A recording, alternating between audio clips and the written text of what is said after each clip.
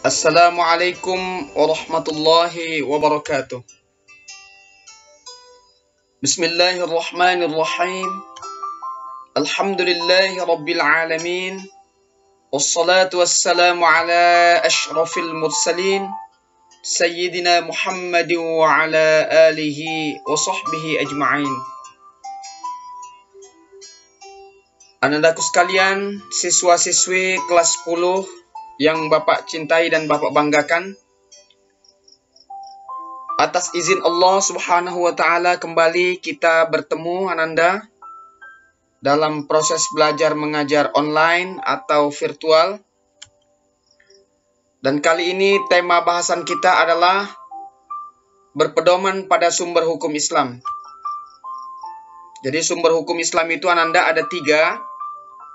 Pertama Al-Quran, yang kedua Al-Hadits, dan yang ketiga adalah ijtihad.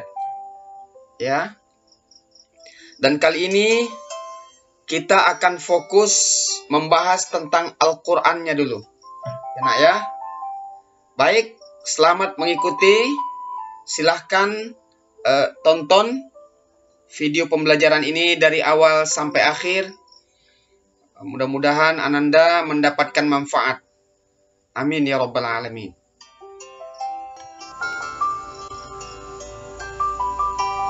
Baik Anandaku,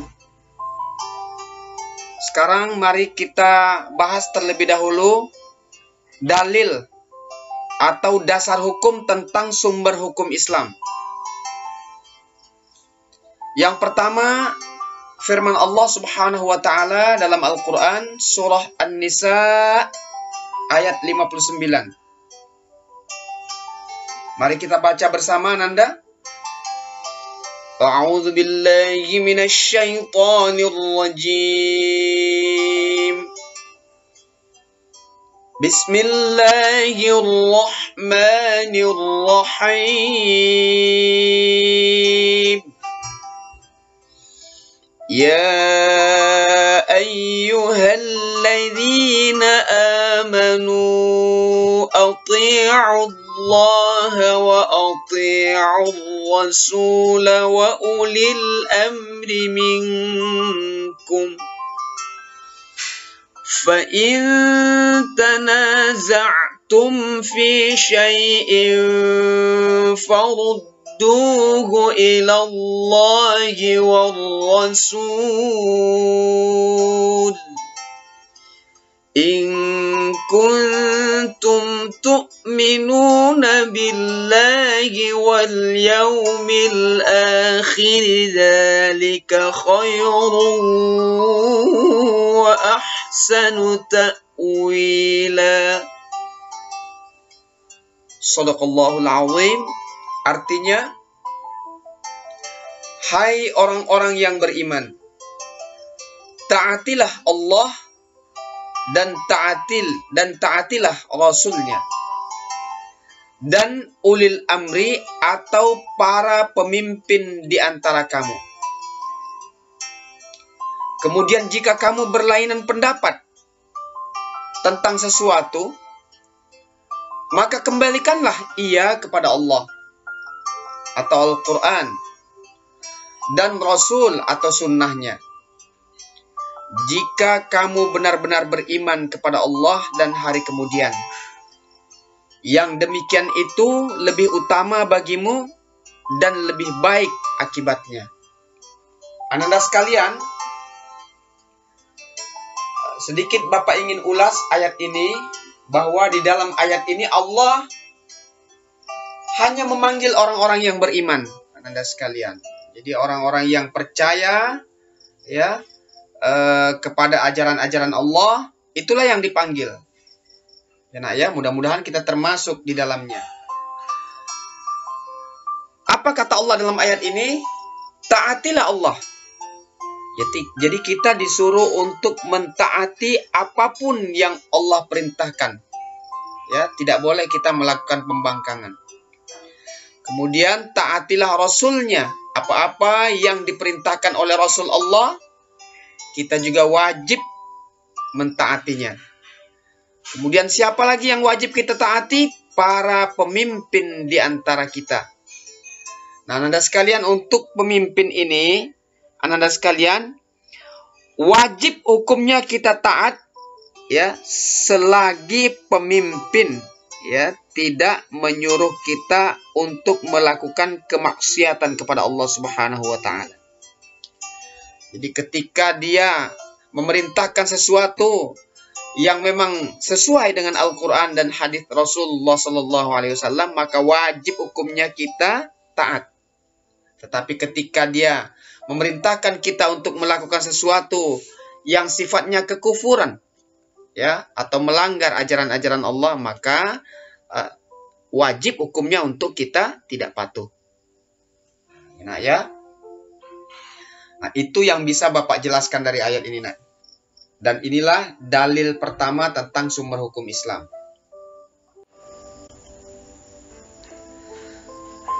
Nah, berikutnya yang kedua, ada hadis Nabi Shallallahu Alaihi Wasallam. Ya, ini isi hadis ini adalah tentang Muaz, seorang sahabat Rasulullah, Muaz bin Jabal, tatkala diutus ke negeri Yaman. Nah, ini hadisnya, Anda sekalian, Bapak bacakan dulu. Anna Rasulullah sallallahu alaihi wasallam ba'atha Mu'adzan ila al-Yaman. Faqal, kaifa taqdi? Faqal, أقضي بما في كتاب الله.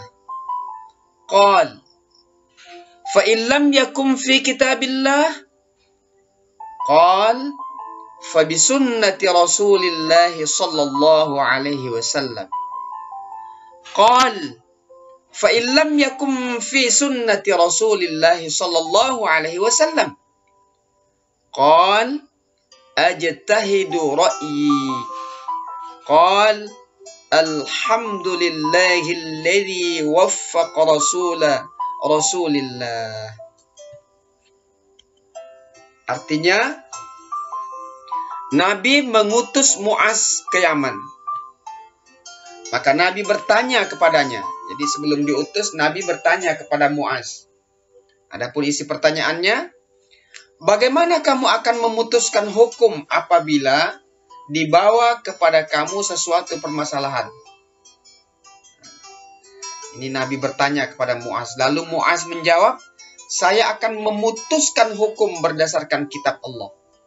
Al-Quran yang dimaksud, ya Nanda, ya.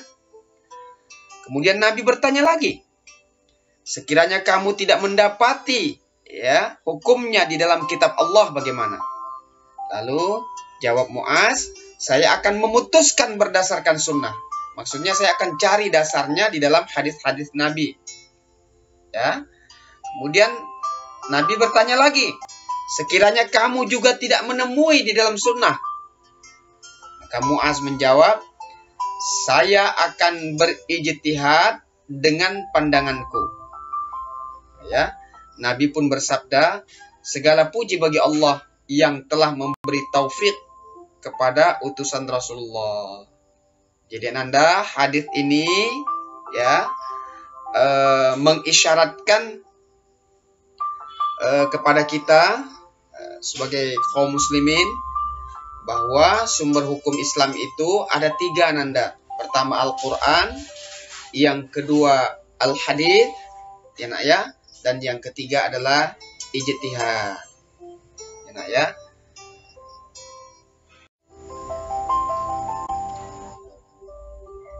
Nah, untuk konkretnya, berikut ini mari kita lihat, inilah sumber hukum Islam yang utama itu, Anda sekalian. Ada 3. Nah, yang pertama adalah Al-Quran.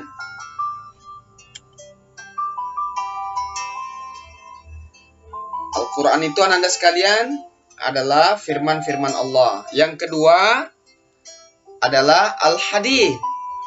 Ya nak, ya, pakai ta, ya, bukan al-hadis tapi al-hadits. Ini adalah segala sesuatu yang datang dari Rasulullah sallallahu alaihi wasallam, Nabi Muhammad sallallahu alaihi wasallam. Dan yang ketiga adalah al-ijtihad.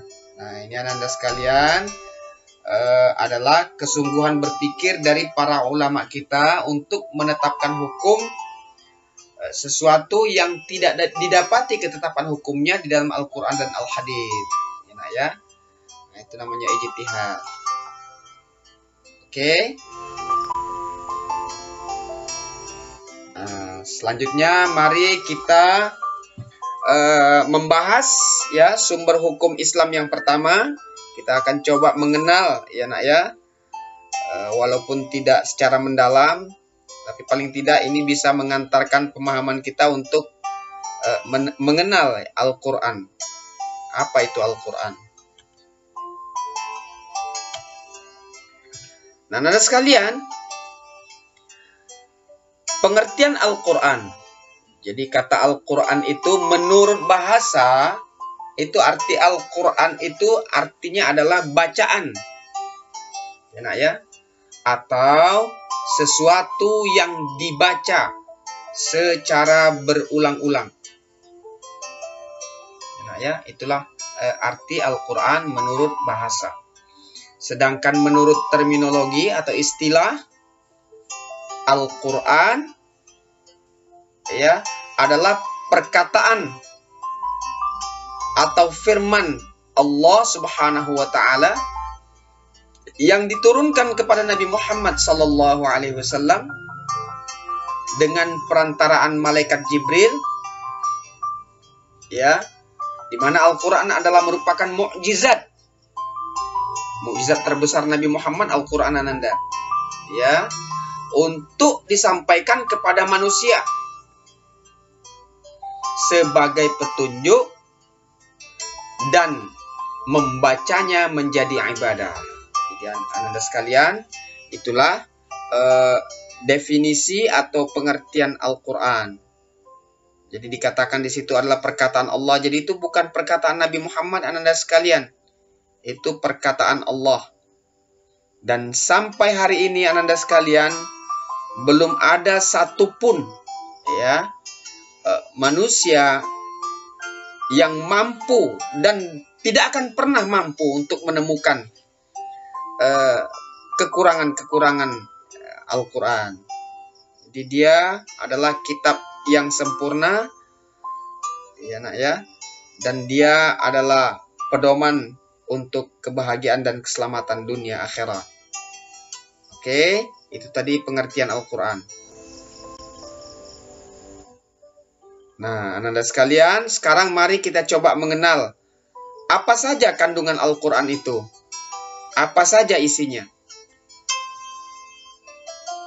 Ananda sekalian, sebelum kita masuk ke kandungan Al-Quran, ini sedikit ulasan Ananda sekalian ya, sejarah singkatnya kali Al-Quran, dan sedikit perkenalan tentang Al-Quran. Sebagian ulama berpendapat bahwa Al-Quran diturunkan dalam kurun waktu 22 tahun, 2 bulan, 22 hari. Tetapi ada pula yang sepakat bahwa waktu turunnya Al-Quran itu dibulatkan saja menjadi 23 tahun. Kitab suci ya dengan 30 juz, 114 surah dan 6.666 ayat tersebut Ananda diturunkan di 2 kota ya, yaitu Makkah dan Madinah. Oleh sebab itu para ulama menggolongkan ayat-ayat yang turun di kota Makkah dengan sebutan surah Makkiyah. Sedangkan yang turun di kota Madinah disebut surah Madaniyah. Nah, itu nak ya. Nah, selanjutnya mari kita lihat kandungan Al-Quran. Sebagai kitab yang memberi petunjuk kepada umat manusia, Al-Quran memiliki beberapa pokok kandungan. Nah, ini garis besar isi kandungan Al-Quran itu terdiri dari 1. Akidah. Akidah secara etimologi bermakna kepercayaan dan keyakinan. Adapun kandungan aspek akidah dalam Al-Quran adalah persoalan tauhid. Ya nak ya, tauhid itu bahwa Allah Subhanahu wa taala adalah Tuhan yang Maha Esa dan Maha segala-galanya. Ya. Jadi itu adalah keyakinan yang paling mendasar dalam Islam, bahwa Allah itu Esa, dialah Allah yang Maha segalanya, tidak ada Tuhan selain Dia. Kemudian kalau ada keyakinan selain daripada ini, maka itu adalah keyakinan yang tidak benar. Nah ya, misalnya mengatakan ada Tuhan selain Allah atau Tuhan beranak-beranak, itu sama sekali bukan keyakinan Islam, dan itu dalam pandangan Islam disebut dengan kemusyrikan. Ya, syirik Ananda itu dosa paling besar yang tak diampuni oleh Allah Subhanahu wa taala. Na'udzubillahi min dzalik.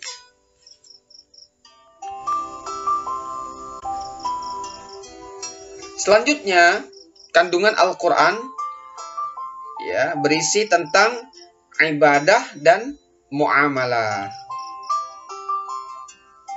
Yaitu persoalan ibadah adalah persoalan yang mengatur hubungan antara manusia dengan Allah Subhanahu wa taala sebagai sang pencipta. Ya, nak ya. Jadi di dalam Al-Qur'an diatur bagaimana seharusnya kita sebagai seorang hamba ya bersikap terhadap sang pencipta atau Allah atau Tuhan kita. Itu diatur. Ya, nak ya. Misalnya ada ibadah mahdhah dan ghairu mahdhah.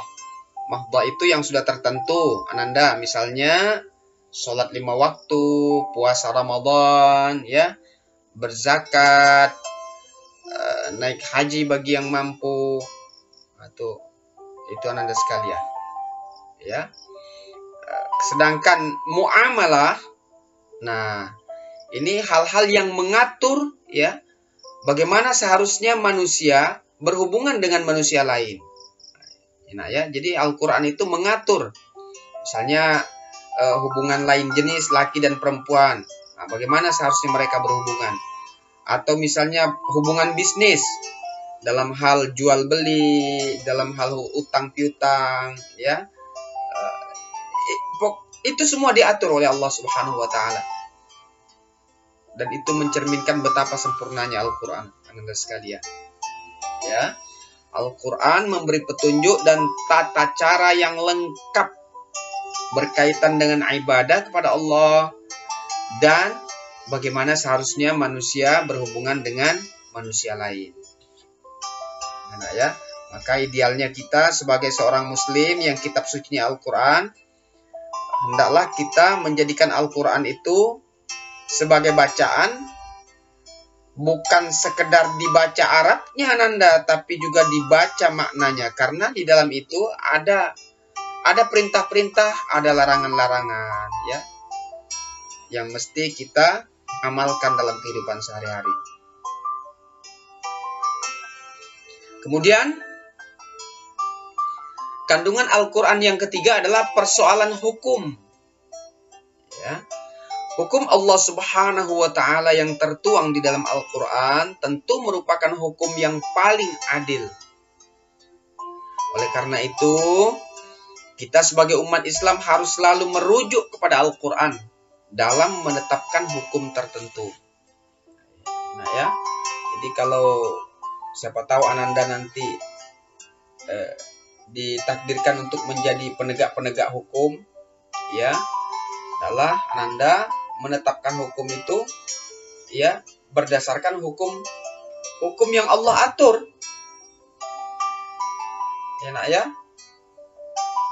Sebab kata Allah dalam Al-Quran, siapa yang menetapkan hukum selain daripada hukum Allah, ya, faulaika humul kafirun, maka mereka itu adalah orang-orang yang kafir. Itu, nak ya.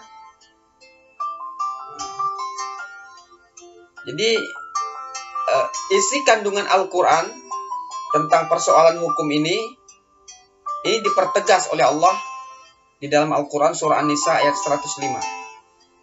Ya. Bapak bacakan, kita baca bersama, nak.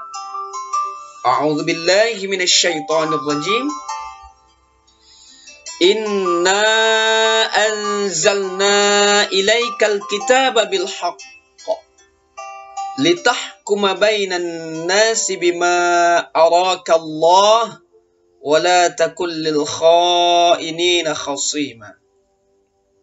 Artinya, sesungguhnya kami, kata Allah, telah menurunkan kitab kepadamu dengan membawa kebenaran agar kamu mengadili antara manusia dengan apa yang telah Allah wahyukan kepadamu. Jadi Al-Quran ini mesti dipedomani Anda sekalian di dalam menetapkan hukum, ya, di kalangan manusia. Dan janganlah kamu menjadi penantang atau orang yang penantang orang yang tidak bersalah karena membela orang-orang yang berkhianat.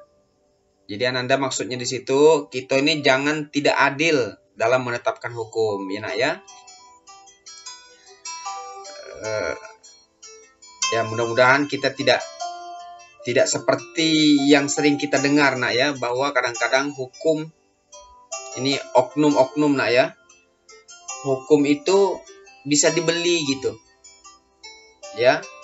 Kadang-kadang setelah disuap, yang benar menjadi salah, yang salah menjadi benar.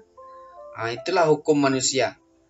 Tapi nanti di hadapan Allah, ya, tetap yang benar akan benar, yang salah akan salah.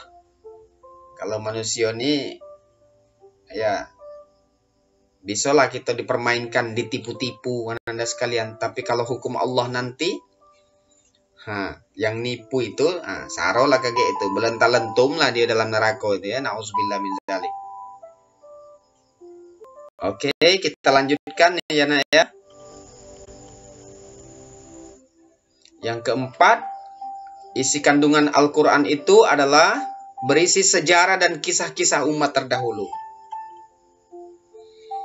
Al-Quran juga menceritakan kejadian umat terdahulu agar kita dapat mengambil pelajaran dari masa lalu. Jadi ada kisah-kisah umat terdahulu dalam Al-Quran itu nak. Kenapa Allah ceritakan di dalam Al-Quran? Supaya kita mengambil pelajaran, ya. Kalau misalnya mereka melakukan sesuatu lalu mereka ditimpa musibah, kita jangan melakukan sesuatu yang pernah mereka lakukan itu. Karena ketika kita lakukan hal yang sama, pasti musibah yang sama juga akan menimpa, ya. Salah satu contoh adalah yang tertulis dalam surah Yusuf ayat 111. Allah Subhanahu wa taala berfirman, A'udzu billahi minasyaitonir rajim. Laqad kana fi qasasihim 'ibratun liulil albab. Ma kana haditsan yuftara walakin tasdiqal ladzi baina yadayhi. وَتَفْصِيلَ كُلِّ شَيْءٍ وَهُدًى وَرَحْمَةً لِقَوْمٍ يُؤْمِنُونَ. Artinya, sungguh pada kisah-kisah mereka itu, maksudnya umat-umat terdahulu Ananda, terdapat pengajaran bagi orang-orang yang berakal. Ya, orang-orang yang mau memikirkan tuh mereka akan mendapatkan pengajaran di situ. Al-Quran itu bukanlah cerita yang dibuat-buat. Masya Allah. Jadi ini firman Allah nak ya. Tetapi membenarkan kitab-kitab yang sebelumnya. Kitab-kitab sebelumnya yang dimaksud Ananda adalah kitab Zabur, Taurat, dan Injil. Tentu yang asli yang dimaksud nak ya. Menjelaskan segala sesuatu, ya, dan sebagai petunjuk dan rahmat bagi orang-orang yang beriman. Anda sekalian. Jadi dari ayat ini bisa kita ambil kesimpulan bahwa terkandung banyak sekali pembelajaran, ya, dari kisah-kisah umat-umat terdahulu yang Allah ceritakan di dalam Al-Quran. Nah, ya. Oke, kita lanjut. Nah, yang kelima, isi kandungan Al-Quran itu menjadi rujukan ilmu pengetahuan dan teknologi.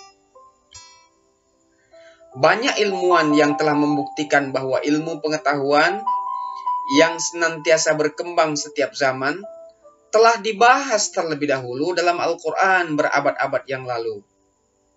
Nah ya, oleh sebab itu, apa yang ada di dalam Al-Quran harus selalu dijadikan rujukan dalam penelitian ilmu pengetahuan termasuk teknologi.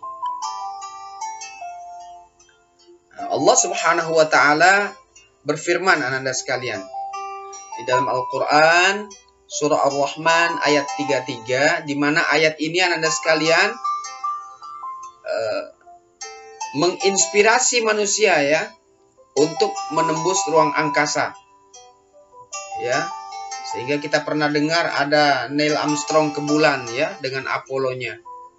Jauh sebelum Neil Armstrong ke bulan, Al-Quran sudah berbicara tentang ruang angkasa Anda sekalian. Coba kita baca firman Allah ini ya. A'udzubillahi minasyaitonirrajim. Ya ma'syaral jinni wal insi in istata'tum an tanfudhu min aqtaris samawati wal ardi fanfudhu. La tanfudhuna illa bisultan. Artinya, hai jamaah atau golongan jin dan manusia, jika kamu sanggup menembus atau melintasi penjuru langit dan bumi, ruang angkasa maksudnya Anda, maka lintasilah atau tembuslah. Kamu tidak akan dapat menembusnya kecuali dengan kekuatan. Jadi Anda sekalian, bagi orang-orang yang berpikir, kata-kata kekuatan ini ya itu diwujudkan dalam bentuk roket pendorong Anda sekalian, sehingga tercipta Apollo, dan itulah yang mengantarkan konon Neil Armstrong dan teman-temannya ke bulan. Itu baru ke bulan bela bangganya Anda sekalian. Padahal ruang angkasa itu adalah sebuah ruang ya, di mana di situ ada sistem tata surya, banyak lagi benda-benda ruang angkasa yang lain. Dan Anda sekalian, seperti yang pernah kita pelajari, ada 9 planet yang mengelilingi matahari itu. Dan yang terjauh yang pernah manusia lakukan ya, kecuali Nabi Muhammad ya nak ya.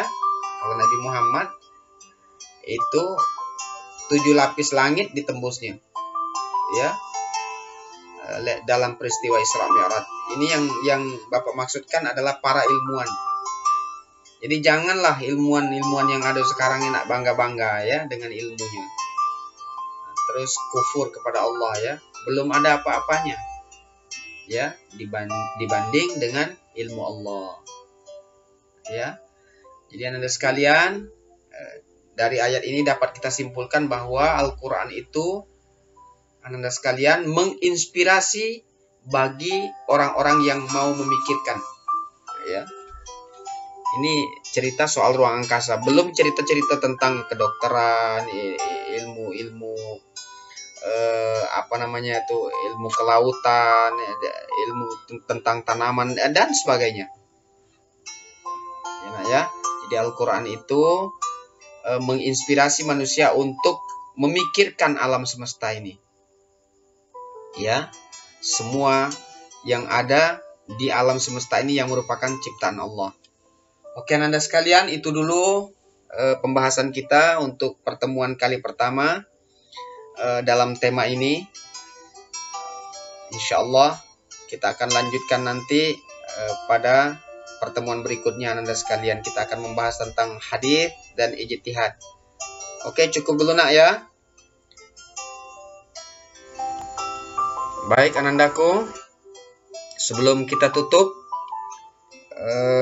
inilah kesimpulan yang bisa kita tarik ya, atau kita ambil dari pelajaran kita kali ini nak, bahwa Al-Quran adalah petunjuk yang tidak diragukan kebenarannya, yang menginspirasi orang-orang yang mau memikirkannya, dan merupakan jalan keselamatan dunia akhirat bagi orang-orang yang mematuhi hukum-hukum yang ada di dalamnya.